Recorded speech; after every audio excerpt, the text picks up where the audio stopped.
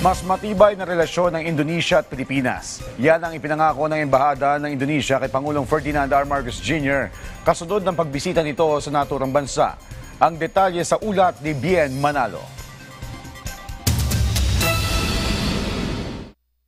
Tiniyak ng Indonesian Embassy na mas palalakasin ang diplomatic relations sa pagitan ng Indonesia at Pilipinas. Ilan sa bibigyang prioridad ang political and security, socio-cultural, people-to-people exchange at sektor ng turismo. Base na rin ito sa umiiral na Philippine-Indonesia Plan of Action 2022 to 2027 na nilagdaan ni Pangulong Ferdinand R. Marcos Jr. sa kanyang state visit sa Indonesia noong 2022. May scholarship din anila ang gobyerno ng Indonesia na pwedeng ma-avail ng mga Pilipino na nais mag-aral sa kanilang bansa. Samantala, ipinauubaya na ng Indonesian Embassy sa pag-uusap ng gobyerno ng Pilipinas at Indonesia ang usapin sa pagpapalaya sa mga Pinoy na nakakulong doon na karamihan ay sangkot sa illegal drugs trafficking.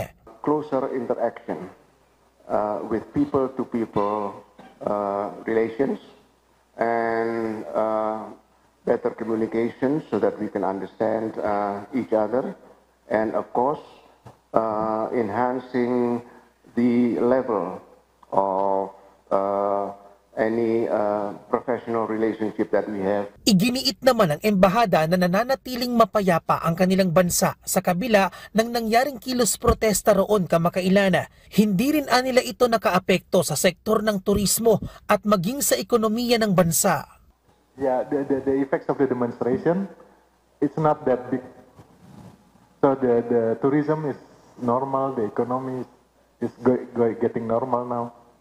Target ng Indonesia na mapalago sa 5.2% ang kanilang ekonomiya ngayong 2025 at 5.12% naman hanggang sa second quarter ng 2026. Ilan sa pagtutuunan ng pansin ang manufacturing, kalakalan at komersyo at tourism industry. Pag-iibayuhin din ng investment at paglikha ng trabaho na magpapalago sa ekonomiya ng bansa, alinsunod na rin sa adhikain ng gobyerno na Golden Indonesia 2045. Bien Manalo para sa Pambansang TV sa Bagong Pilipinas.